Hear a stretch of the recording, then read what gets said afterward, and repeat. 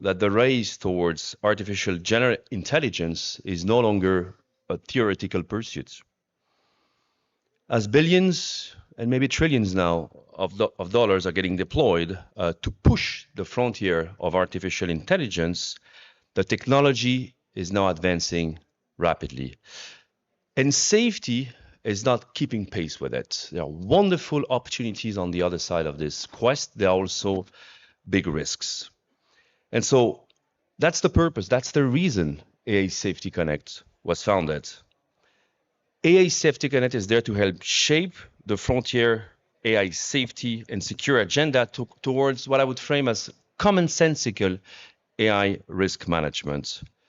AI Safety Connect has been founded to encourage global majority engagement into frontier AI safety. And AI Safety Connect has been connected to showcase concrete governance coordination mechanisms, tools, and solutions. So how we do this? We convene at each AI summit. So last year we started in Paris, this year in India, next year we're going to be in Switzerland. But we also convene at the UN General Assembly, right? We need a faster tempo for this safety discussion. So every 6 months, we have this global convening. We also do capacity building, and we also do trust building exercises at time behind closed doors. Well, this week in New Delhi has been an intense one, an impactful one. On Tuesday, we had a full day of panels, conference, solution demonstrations, and closed-door workshop discussions on some specific nuts to crack to advance AI safety. We, for example, had the privilege of hosting Prime Minister Dick Schoof from the Netherlands on stage to deliver a special address on the role of top leadership in advancing AI safety. Also engage with industry, engage with academia of India and abroad. So we had an extremely busy week beside our main event. We had this closed door discussion that I was mentioning yesterday and today, these closed door scientific dialogues. We're going to publish the results soon that brought together senior industry leaders to discuss shared responsibility for AI safety. Well, obviously, none of this would happen without partnership. And we want to thank our co-hosts, the International Association for the Safe and Ethical AI and its director, Professor Stuart Russell, to whom I will hand over the floor in a few minutes, and the Digital Empowerment Foundation, who's anchoring us at the grassroots here with Osama Manzoor. We'll close the session later on. And we obviously want to thank our sponsors and supporters, starting with Simpatico Ventures. Eileen Donahoe will moderate that panel, and we're thankful for that. The Future of Life Institute, Ima and Jan, who's been supporting this effort, and the Minderu Foundation, whose team is here as well with team. And it's great to have your support, and we are thankful for that. Yeah. So today we're about to hear from His Excellency Matthias Cormann, who's the Secretary General of the OECD. We're going to hear from Her Excellency Ms. Josephine Teo, who is the Minister for Digital Development and Information at the Government of Singapore. Thank you for your continuous support. Really appreciate that.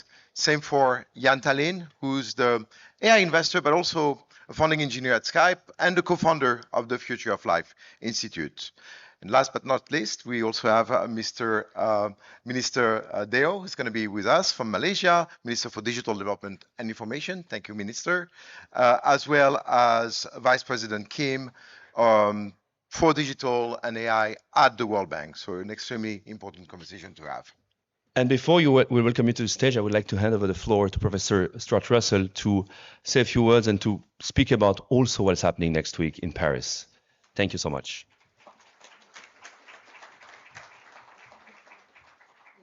Thank you very much, Cyrus and Nico. As Nico mentioned, the International Association for Safe and Ethical AI, or ICI, the world's worst acronym, is a global, democratic, scientific and professional society. We have several thousand members and approaching 200 affiliate organizations. Our mission is to ensure that AI systems operate safely and ethically for the benefit of humanity. And as Nico mentioned, Our second annual conference will take place in Paris starting on Tuesday. It's still, I think, possible to register, but we're already up over 1,300 people coming. It's at UNESCO headquarters in Paris. So achieving this mission of ensuring that AI systems operate safely and ethically is partly a technical challenge. How do we even build systems that have that property? But also a governance challenge. How do we ensure that those are the systems and only those systems get built? And this panel is mainly about this second challenge.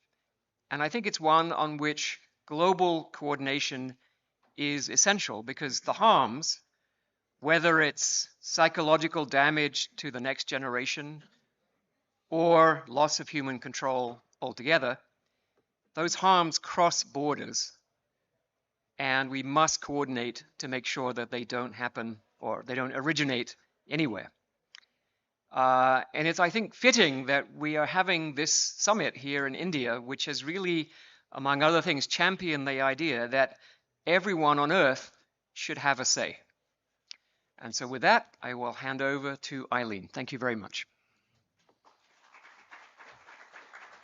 Thank you, Stuart. So Dr. Aline Donahoe is the founder and managing partner of Simpatico Ventures. She's also the former US Special Envoy and coordinator for digital freedom and the ambassador to the UNHCR. Eileen? We welcome the speaker on the floor. Please, Your Excellency, Mr. Matthias Cormann, Mr. Gobind Singh Deo, Mrs. Josephine Theo, and Mr. Yan Tallinn, as well as Mr. Sangbu Kim, join us on stage. Thank you.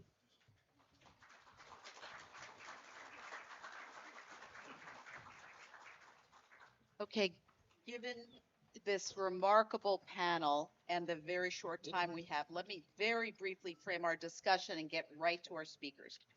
So we're here to share views on the opportunity for policymakers to impact international AI governance.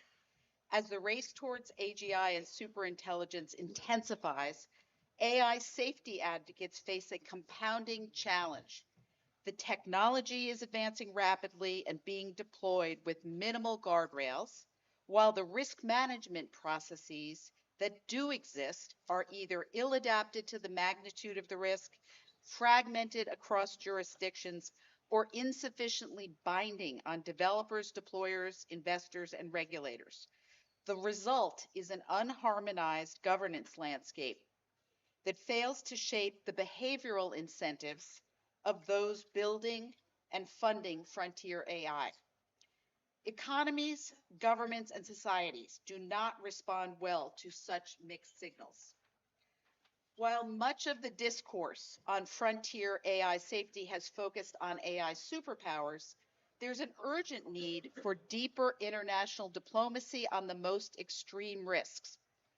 At this juncture, middle powers and global majority states can't be seen as peripheral actors in this landscape. Through pooled resources, market leverage, normative influence, and regulatory innovation, they can shape the direction of global AI practices and safeties. Leading from the middle may turn out to be a more powerful approach than previously anticipated. Whether or not that collective power is exercised now will determine whether international AI governance moves from the rhetorical level to the real world impact on safety. This panel will aim to identify present day coordination gaps in international AI safety and highlight practical steps policymakers can take in the coming months to close them. So to our panel, I'll start with Secretary General Cormann. The OECD has done remarkable work over the past decade, developing consensus on the OECD principles, providing a definition of AI systems that has resonated internationally, and playing an international role in operationalize the Hiroshima International Code of Conduct. Along with those foundations, we now have the International AI Safety Report and the Singapore Consensus on Global AI Safety Research Priorities. With these principles, definitions, and frameworks in mind, two-part question for you. First, what are the key lessons learned from the process of building consensus and then implementing these frameworks? And then second, looking ahead, what's the most critical piece of coordinated frontier AI safety infrastructure we should be building now? Some have called for an international incident response center, and we're all curious whether you think that should be a priority and achievable. Just some small, easy questions. In terms of, what is the key to success? What is the sort of most important lesson on like looking back on what we need? Well, trust is built through inclusion and on the basis of objective evidence. And I think what we've learned over the last few years is that bringing together all the relevant actors, governments, companies, civil society, technical experts is what we need to do. I mean, each has a different perspective and different imperatives. I mean, markets reward the private sector for speed, scale, and innovation, while governments must manage risk and protect the public interest without stifling progress. But a challenge, and it's been mentioned in some of the opening remarks, a challenge for policymakers in this context is that AI is moving much faster than policy cycles have traditionally moved, which easily then creates gaps between innovation and progress and opportunity, but necessary oversight, mitigation, and management of risk. But all sides in this conversation do share an essential common interest, and that is to ensure that the systems that are developing are trustworthy, because without public trust in the end, even the most powerful AI tools will struggle to gain broad adoption. So that means that occasionally, and it's not always popular with everyone, but occasionally we should slow down. Occasionally we should actually pause, test, monitor, audit, share information, and take the time and invest in building confidence that these systems can work and as intended and respect fundamental rights. So that's sort of, I guess, the first point. Another critical lesson involves international consistency. I mean, and this is part of the reason why these sorts of summits are so important, is to really facilitate these conversations among countries and among different jurisdictions, because I mean, national priorities can vary quite widely, and there's of course fragmentation and compliance cost-related risks. And I mean, and at the OECD, I mean, really what we've been doing for 6 decades now across different policy areas is to try and reduce fragmentation, and by achieving alignment around key principles, building shared evidence, and facilitating the necessary conversations to develop a more coherent, better coordinated approach moving forward. And on AI, I mean, we've developed developed the OECD AI principles, which were first adopted in 2019 and which are now adhered to by 50 countries around the world. And that was really the first globally recognized baseline for trustworthy AI. The OECD's life cycle definition of an AI system has since shaped policy frameworks from the EU AI Act to US executive orders. And we've had just earlier the meeting of the Global Partnership on AI, co-chaired by Korea and Singapore. We've got the OECD AI Policy Observatory, which is sort of essentially the broad gamut of all of the different policy approaches around the world, to provide countries and industries with data and evidence on what's being done, facilitating peer learning, and trying to take some of the politics and the rhetoric out of it, but really looking at the facts. Now, looking ahead, and you sort of ask a question here about what to do about the risk. I mean, the most critical piece of frontier AI safety infrastructure is coordinated transparency and incident reporting. I mean, the Hiroshima AI Process Code of Conduct and its reporting framework, launched at the AI Action Summit in Paris last year, that's a promising step, and we've got to continue to develop that. Since their publication. I mean, 25 organizations across 9 countries have already submitted detailed reports on how they manage AI risks, offering for the first time a comparable view of developer practices across jurisdictions. I mean, the next stage is to strengthen information sharing on AI failures and near misses. The GPI AI Common Framework for Incident Reporting aims to help us collectively learn from mistakes before they scale globally. And over time, this could evolve into an international AI incident response center coordinating alerts between governments and labs without exposing companies to commercial or legal penalties for reporting in good faith. Finally, we do need to scale access to practical safety tools. With global partners, the OECD recently launched an open call for open source safety and evaluation tools hosted in the OECD.ai catalog of tools and metrics to make a trustworthy AI easier to implement in practice. I mean, these are some initiatives to form the foundation of a more transparent, data-driven, and interoperable AI governance ecosystem, and really about building shared trust, not just shared rules. Thank you so, yeah, excellent. Minister Teo, a number of questions for you, but let me start with the fact that Singapore occupies a very distinctive position in the global geostrategic landscape as a pro-innovation, advanced knowledge economy with deep commercial and diplomatic ties to both the US and China. As the race to AGI intensifies and bilateral tensions mount, is there a role for Singapore and other middle powers to play in bridging the coordination gap to keep scientific and safety channels open? And also, what's the most important step middle powers can take in the next 12 months to help establish a shared minimum understanding of frontier safety? Well, thank you very much for that question. I think there is no running away from the fact that for smaller states, and that includes Singapore, the technology that our companies, our citizens are going to rely on do not originate from our shores. So they don't necessarily come within our jurisdictions. We don't always get to set the rules. Having said that, I do believe that we're not without agency. It doesn't mean that we take a step back and just let things happen to us. There are still things that we can do. One of the most important things I think as policymakers is for us to think about what it takes to translate what we know from science into policy.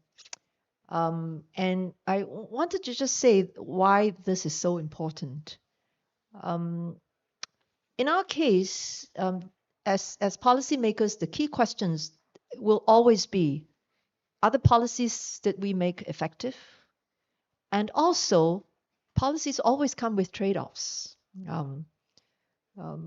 With the question of effectiveness, there is always a need to understand what actually works, as opposed to what looks good on paper. With the question of trade-offs, it's about understanding what we lose as a result of whatever safety aspects it is that we choose to put in place, and whether we can minimize them, can we mitigate them. Now, in areas where safety is the objective, we can't just go with gut, we can't just go with speculation. You take, for example, in my previous life, I was working on promoting Singapore's air hub, and we had to deal with the question of aviation safety. We were expanding our airport. It was going to carry many more passengers in and out of the country, but we are limited by the number of runways. And in Landscar Singapore, you can't just click your finger and say, let's build a new runway. It's very expensive anyway. Then there is the question of what do you do when you have these jumbo jets like A380s? Because each time an A380 hits the runway, it creates so much of a blast that you really need to create more distance between the A380 taking off and the next aircraft that is scheduled to take off. Now, this is not a question that the transport minister can just decide on a whim.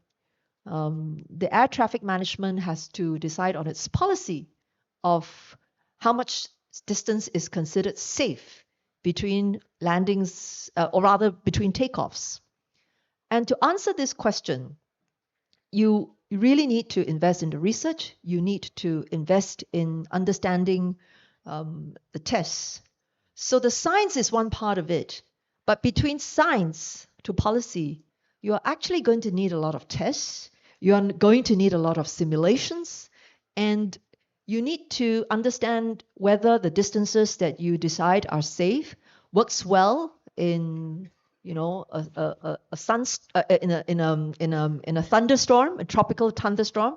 Does it work just as well in a snowstorm? Well, we don't have snow in Singapore, but you think about the airline that operates this. If each country that they fly into has a different safety distance, that creates some difficulty. So we therefore think that not only is there a need to invest in understanding the science, not only is there a need in understanding what testing looks like, what good testing looks like, there is also a need for us to think about what standards that will eventually be interoperable. What do they look like? Which is why we think that international efforts, the collaboration that that is being carried forward by the OECD through the Global Partnership on AI, the AI Safety Connect effort, and also ICI. Where is Stuart now? Those kinds of efforts you can't do away without. At the outset, there is likely to be a bit of a fragmentation, and the trade-off with not having these conversations is that we are not even going to make advances in AI safety. And I don't think that that's a very good place for us to be in. It doesn't give us the assurance that we can deliver to our citizens. And it does not create a foundation of trust that will eventually help us to push ahead with the use of this technology on a wider scale. So that's how we're thinking about it, Eileen. Thank you. So let me turn to Minister Gobind from Malaysia, and note that under your leadership and Malaysia's 2025 ASEAN chairmanship, Malaysia succeeded in placing AI at the center of ASEAN's agenda by establishing the ASEAN AI Safety Network. Malaysia is now finalizing its own AI National Action Plan, and Malaysia's AI governance bill is expected in Parliament in 2026. So this dual track approach of building national capacity while leading regional coordination represents a model of middle power agency that other countries are watching closely. So what lessons do you think other middle powers can draw from Malaysia's experience?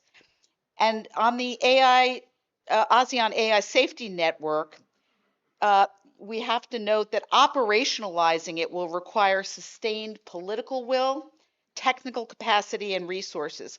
So what concrete steps must ASEAN take in the next 12 to 18 months to ensure that this isn't just aspirational? Thank you very much. The conversation around AI has gained a lot of traction. It is today something that people are concerned about across the globe. And I think in this context, we can also anticipate that countries will also be looking to build ecosystems that prepare their countries for not just AI, but for next generation technology as well. And when we look at it from that angle, we can expect that new technology is going to bring with it benefits, but also risks, which must be dealt with. Now, in this context, Malaysia has looked at building infrastructure that will not just look at how we can develop AI, but also ensure that when we get our citizens to adopt AI and we look towards scaling it, we are sure that it is safe. This is a conversation that needs to be reflected on well. First, I think we got to acknowledge the fact that we do not know everything. And this is why, to Minister Josephine's point, it is very important for us to invest in expertise. Because governments consist of politicians. Politicians, of course, run governments. But AI is an area that's developing so fast. People are already talking about what they anticipate next. And of course, the risks which will come with that new and next generation technology as well. So when you start talking about it from an expertise context, you also have to start looking at building institutions that will allow this expertise together with resources to shape policies that government can implement to deal with the risks of next generation technology. Now, having said that, we will find that many countries are still thinking about how that should develop in their own countries. Similar to Malaysia, when we started the Ministry of Digital just 2 years ago, we were asked to consider how we can develop an ecosystem which deals with AI and the benefits and risks that it brings together with it. Now, I think what is important is for us to acknowledge the fact that when we speak about AI, we also speak about cross-border threats. Now, when we speak about cross-border threats, we want to make sure that when we talk about ecosystems, we have an ecosystem domestically which is secure, but we also want to make sure that there are conversations with friends around us and in the region, and of course, eventually globally, that understand that there is this problem that needs to be dealt with, and it needs to be dealt with collectively. We all understand the risks. We all develop domestic systems to deal with these risks, institutions domestically which deals with this risk. But we want to also make sure that the standards that we create, the institutions that work for us, are institutions that can work with other countries around us, standards which are interoperable, so that you will eventually be able to develop standards which are acceptable regionally and even globally. Now, for that to start, you really got to start strengthening your domestic systems first. I think where you take steps and real steps to build ecosystems that work, then from there, through those experiences and those lessons, you would understand how the discussion shapes. And when you start having discussions with friends of yours in the region about their ecosystems as well, their domestic processes, then I think that's where the connect begins. Because otherwise the conversation becomes largely academic, because you think about a particular process, you are speaking about something that is in your mind, but you haven't actually developed it domestically yet. So Malaysia has moved quite aggressively in this context. We have rolled out several projects which are led by the National AI Office. What the National AI Office does is quite unique. It really speaks to different industries and tries to understand what risks are involved in different sectors. AI across different sectors means that we will look at risks across different sectors as well. So how do you deal with this? There has to be conversations. Conversations need to begin and to proceed and to sustain. And I think ultimately this is the reason why we have summits like this. And these summits are very, very important, because when we come to these summits, then we find that there's so much more that other countries have actually done, which we can do as well. And I think we've also seen the reverse, where other countries ask us what we have done and how it is they perhaps can also try and implement what it is we have done based on the experiences that we have had. So this, of course, brings us to the ASEAN AI Safe initiative. What we want to do is try and build on what it is I've just said before. We want to make sure that as a country that understands the challenge that AI brings in terms of risks, we build ecosystems domestically. Subsequent to that, of course, we have groups of experts that talk to us about building standards that perhaps will be applicable around us regionally. But we need to take these conversations to the states around us. And for us, it's ASEAN. I think, the ASEAN member states have been very cooperative in looking at collaboration when it comes to building common standards. So this is the reason why we thought that it was important for us to start pushing ahead with an initiative which brings it together, so that these conversations do not remain conversations. It's an ambition. We want to create something. But I think that ambition has to translate to action. And in order for that to happen, as I said earlier, we need to have institutions that exist, that are able to coordinate, ensure that the conversations don't remain just conversations, but translate into real action.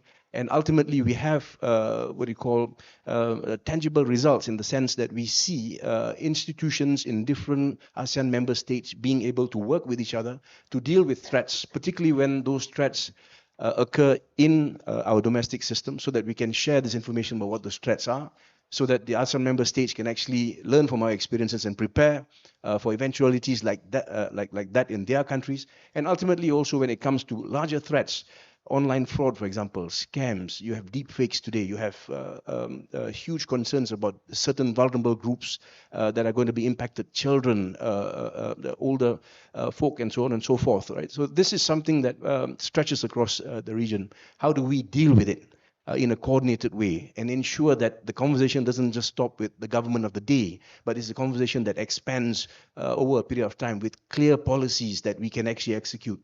The second layer that I think we need to think about is in the event there's a need for execution.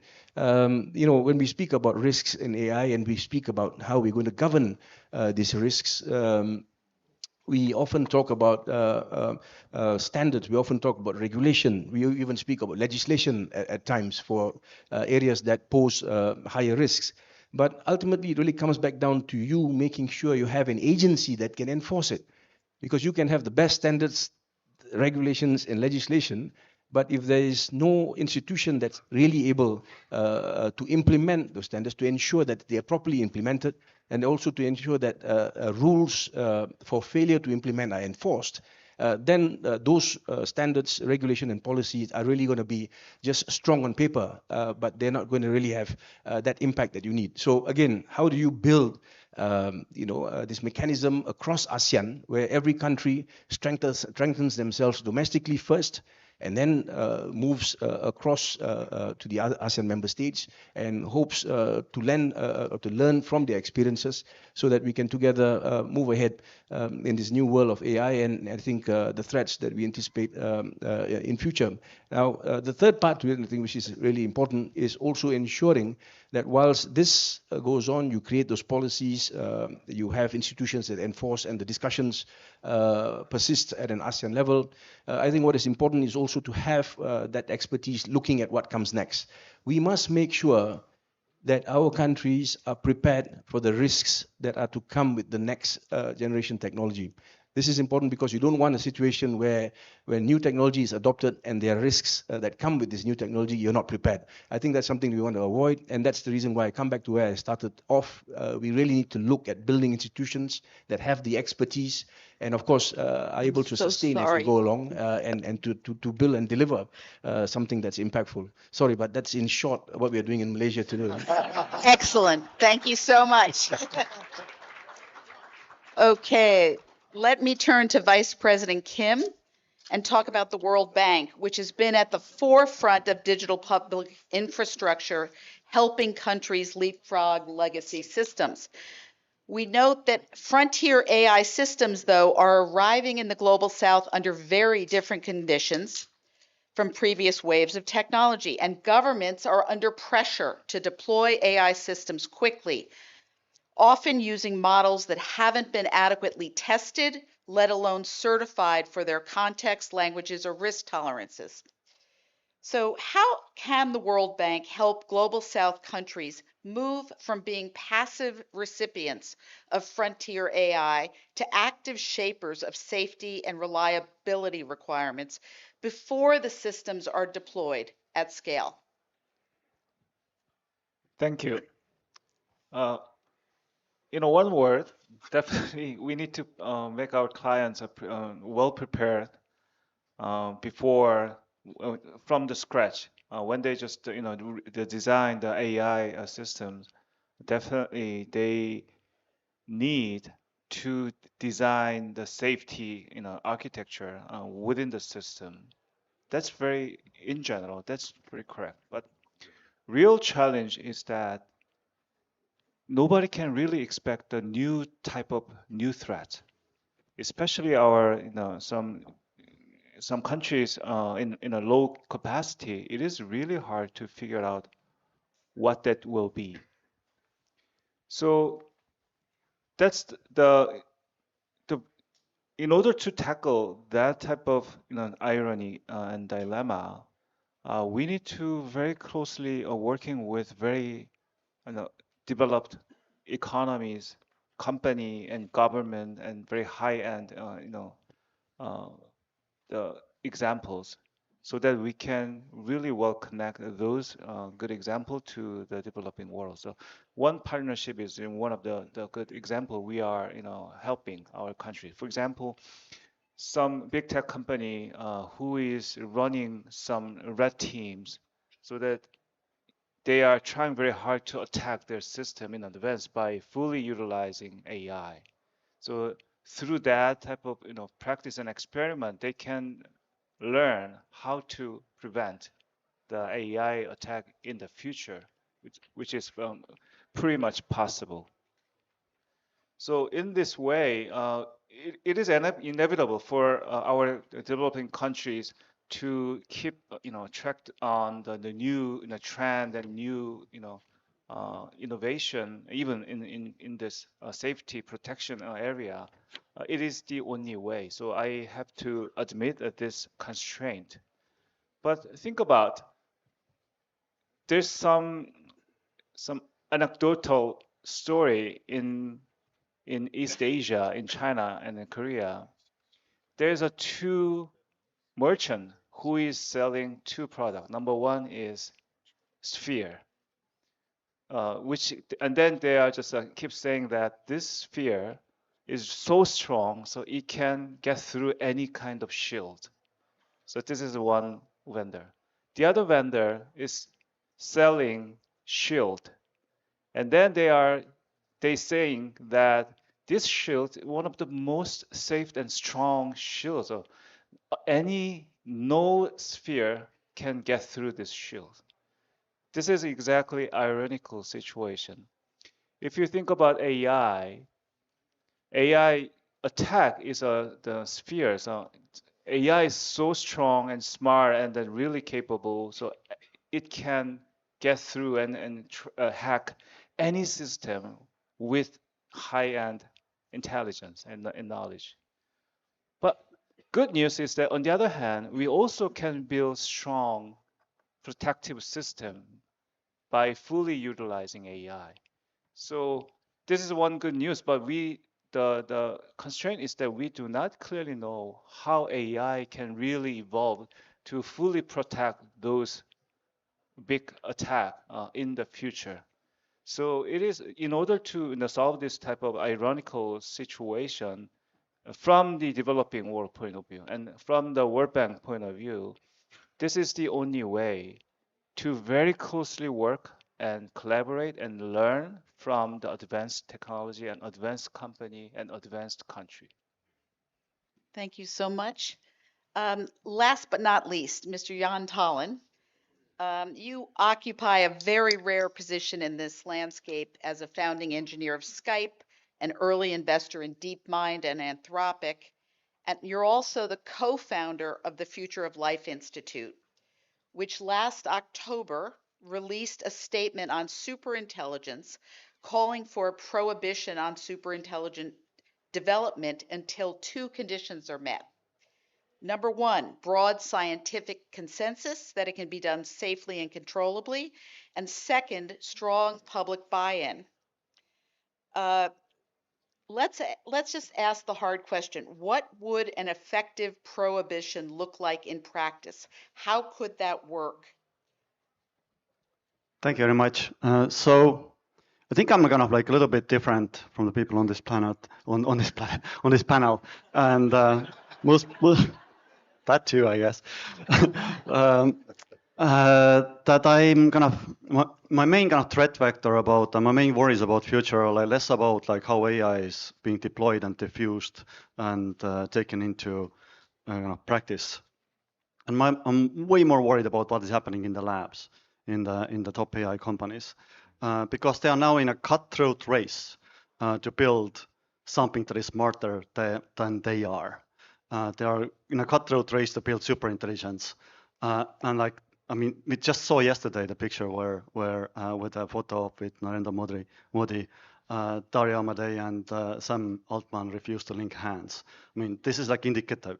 We also saw both Dario and Demis Hassabis call for like slowdown in Davos last month. They just can't do it alone. And I think there are like two reasons why it's kind of unfortunate situation. One is that the US as a country is conflicted. They basically rely on AI for their economic and competitive power. So they're like very hesitant to kind of meddle with now cutthroat situation in AI companies. And the rest of the world really doesn't understand how big danger they are now. So it's part of the reason why we did the superintelligence statement is to kind of create kind of awareness that there's increasing political demand to do something about this situation. We now have more than 130,000 signatures, which is like many times more than we had done our original 6 months post letter had in 2023. So yeah, that's like if there was kind of enough pressure, I think clearly like the rest of the world is still kind of more powerful than the kind of leading AI countries. There are more people, there's more economic power, etc. And so if there was like enough pressure, this could be solved. Like the way I put it is that it's super hard to do like a $10 billion project. It's impossible to do it if it's illegal. So like having like these trillions flow into AI actually makes it easier to govern than harder. Yeah. So I'm tempted to follow up with a question about investors and their potential role in this. They are obviously playing a decisive role in shaping the incentives, but they're largely absent from the governance conversation. So what would it take to bring investors meaningfully into the safety conversation? So yeah, I think the answer is there is kind of simple. Like I don't think investors play much of a role anymore because the leading AI companies now are kind of above the level where private investors can influence them. They will now IPO soon, and if you're like on IPO market, there is like sort of level playing field, which means that like if somebody's not funding, somebody else will. So yeah, I don't think investors could have affected things, but like 5-10 years ago. Great. Okay, so since we're running short on time, I'm going to ask one question and ask you all to answer it, which is about the 12-month window. Very shortly, each shortly. Many in the AI safety community believe we have a narrow window, perhaps 12 to 24 months before frontier AI capabilities advance beyond our ability to evaluate and govern them. So what would you recommend is prioritized between now and we're basically in the next year to 2 years, each of you, to enhance safety and security? Are we limited to one? One priority? As long as you do it quickly, you can do a couple. I think there are two really. I think the AI safety research priorities need to be refreshed because the field has moved so quickly. The Singapore consensus identified a set, but as soon as they are published, we recognize that they will be out of date. So we need to refresh it. That's why we're going to have the second edition, worked on, hopefully in a few months. The second thing I think is that we can't just keep thinking about frameworks, and guidelines. At some point, we need to be able to introduce better testing tools. And until we are able to do so, the companies that are developing and deploying AI models, they also don't have a very practical way of giving assurance. So I'd like to see in the next 12 months some further advancements in those two areas. I'll be really quick. I mean, I know there's always a temptation in these sorts of conversations. What is the one thing that can sort of fix it all? And the truth is, there's not one thing. We've got to go as fast as we can to play catch up to a degree, but we've also got to go as comprehensive and as deep as we can. I mean, there's just no alternative, and I mean, there's catch up to be played. We got to put a real effort in it. It's got to be right across the board. And I mean, I don't think that you can just say there's the one thing that will make us all safe and it's going to be okay. Minister Gobind? Yeah, I think, as I said earlier, we need to start thinking how we can build structures and perhaps institutionalize this entire conversation about building security around AI and its governance. In this regard, we have to understand that things are going to move very quickly, and you're going to see new technology develop very fast, which brings new risks as well. So in that regard, you got to build something that's sustainable, and I think in order to do that, institutionalizing it should be the priority. Everyone is really rushing for AI system development, AI solution development. That means AI safety measures currently under invested. So I really like to urge all of us to think about this is not free, things. We need to spend some money to protect the system in advance from the scratch when you design the system. So that means we should allocate some money to fully invest in this safety measure in advance. Great. Jan Tallinn. So slow down. We really need to slow down. The companies are not asking for it. And if we like instrumental to that would be basically transparency. Like more people should know what the leaders of AI companies know in order to basically understand how crucial the slowdown now is. Great. Well, I believe we have a little bit of a close coming, and thank you all so much. I wish we had had a day to talk about all of these issues, but thank you so much.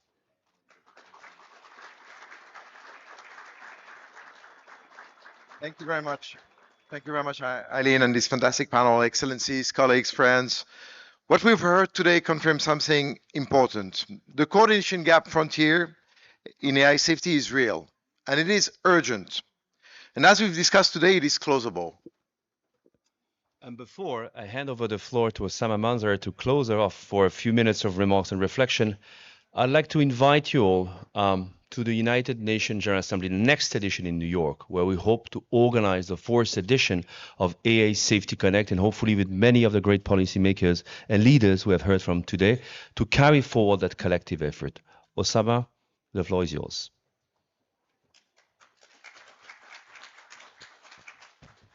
Well, thank you very much. And we are one of those absentee co-organizer in this one. So, because being a local, but I just want to, apart from thanking each one of you who didn't get up and, go out of the room, and every one of you who gave all the safety remarks before usage of AI.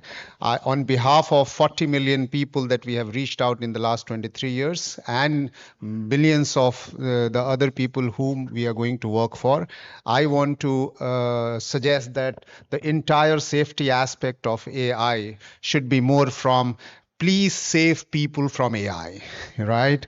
Because that's the safety. Like it's a car on the road. We have to save people before you teach people how to things. So we also have to keep a very, very strong thing. How do we save human intelligence from artificial intelligence?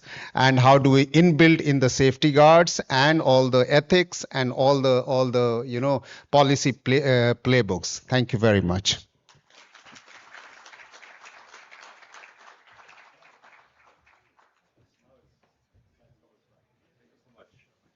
Thanks so much. Thank you.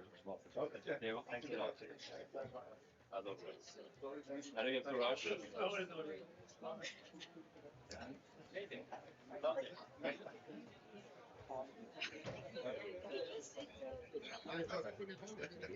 Okay. Thank you.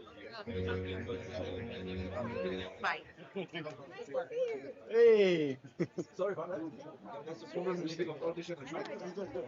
It's impossible to get around anyway. Ima?